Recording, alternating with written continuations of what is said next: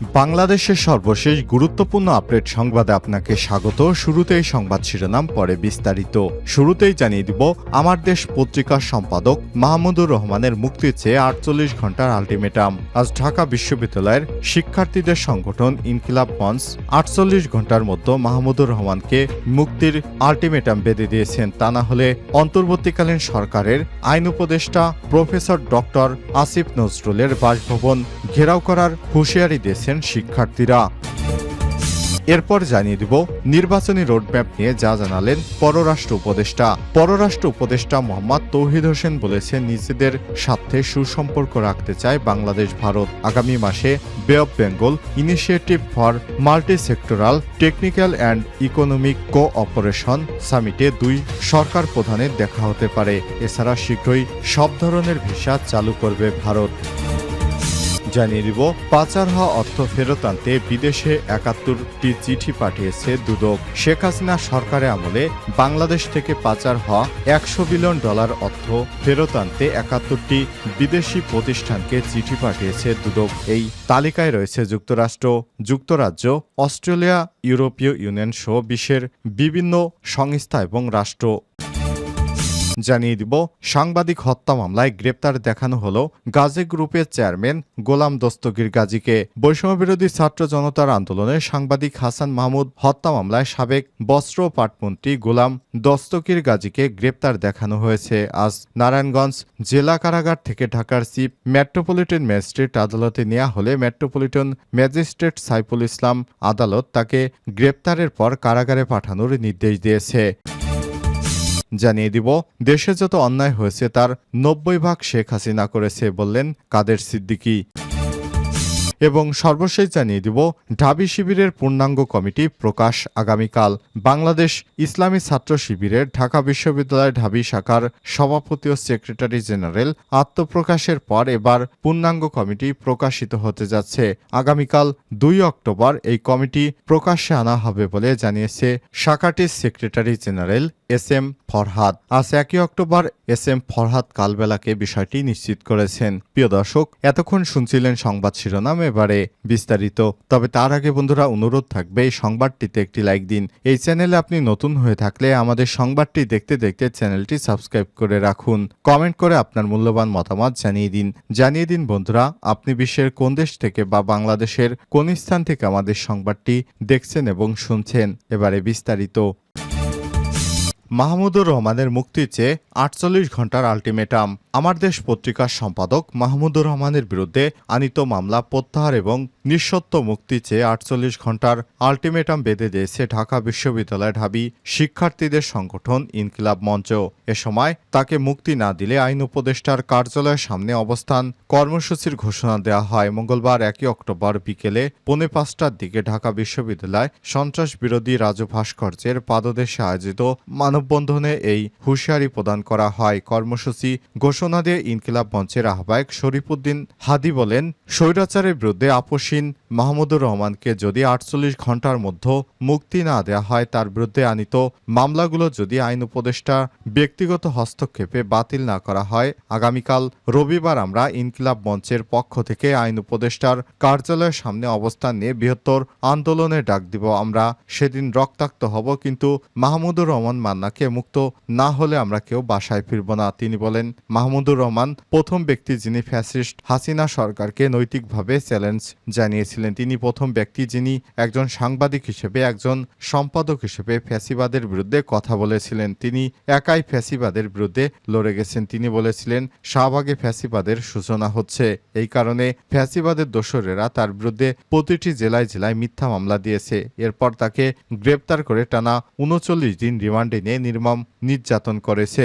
হাদি আরও বলেন, সরকার তাকে আটকের পর দুটি দাবি জানিয়েছিল। প্রথমত, তিনি যেন নির্বাহী বিভাগের কাছে ক্ষমা চান, কিন্তু তিনি অন্যায়ভাবে কোনো সুবিধা না নিয়ে বলেছিলেন, আমি ফ্যাসিবাদের কাছে মাথা নত করলে আমার বিরুদ্ধে এমন শাস্তি নেমে আসতো না, তাই আমি কখনোই ক্ষমা চাইব না। এরপর তাকে বলা হলো তিনি অসুস্থ, তাকে যেন হাসপাতালে থাকতে দেওয়া হয়, কিন্তু প্রতি উত্তরে তিনি সেটাও নাকচ করে দেন। আমরা মাহমুদুর রহমানকে আদর্শ হিসেবে ধারণ করে ফ্যাসিবাদের বিরুদ্ধে আন্দোলন লড়াই চালিয়ে যাব ইনশাল্লাহ। নির্বাচনী রোডম্যাপ নিয়ে যা জানালেন পররাষ্ট্র উপদেষ্টা।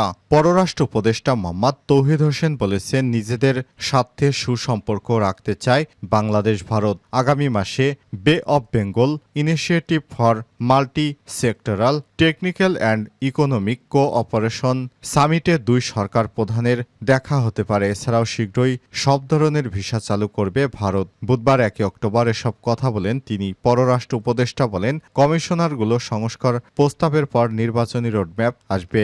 সংস্কারের প্রয়োজনীয় সময়ের চেয়ে এ সরকার বেশি দিন থাকবে না। পাকিস্তান ইস্যুতে তিনি বলেন, পাকিস্তান আনুষ্ঠানিকভাবে দুঃখ প্রকাশ করলে ইসলামাবাদ ঢাকা সম্পর্ক এগিয়ে নেওয়া যাবে। এ সময় তিনি আরো বলেন, বাংলাদেশ নিয়ে ভারতের রাজনৈতিক নেতাদের বিতর্কিত বক্তব্য গ্রহণযোগ্য নয়। এ সময় তিনি আরো বলেন, ভারতে বিভিন্ন মিডিয়া বাংলাদেশের বিরুদ্ধে যেসব উস্কানিমূলক কথাবার্তা ছড়াচ্ছে সেগুলো কখনোই গ্রহণযোগ্য হবার নয়। তিনি বলেন, পাকিস্তান যদি আমাদের কাছে ক্ষমা চায় তাহলে পাকিস্তানের সঙ্গে আমাদের সুসম্পর্ক ধীরে ধীরে অব্যাহত হবে। পাচার হওয়া অর্থ ফেরত আনতে বিদেশে ৭১টি চিঠি পাঠিয়েছে দুদক।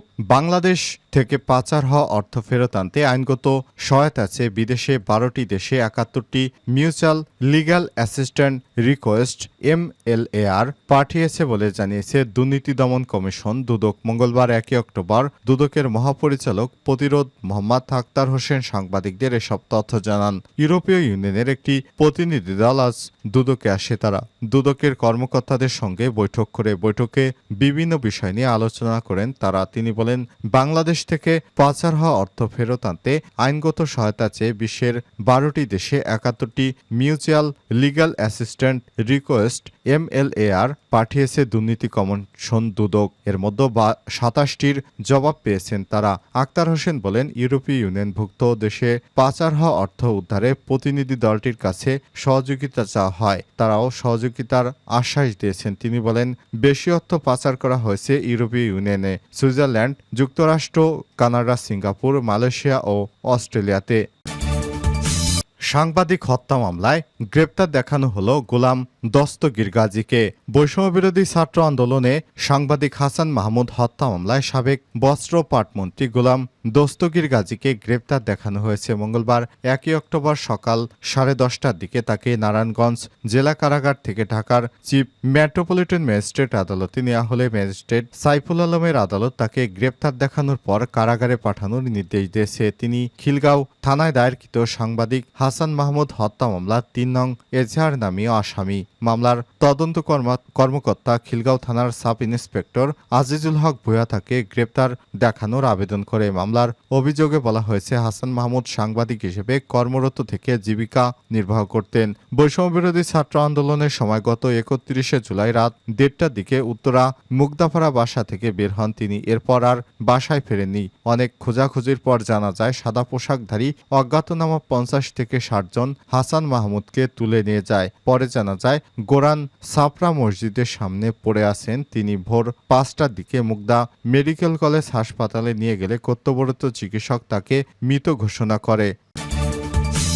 যত অন্যায় হয়েছে তার ৯০ ভাগ শেখ হাসিনা করেছে বললেন কাদের সিদ্দিকী। কৃষক শ্রমিক জনতা লীগের সভাপতি বঙ্গবীর কাদের সিদ্দিকী বীরুত্তম বলেছেন, এদেশ ছিল শেখ হাসিনা সরকারের।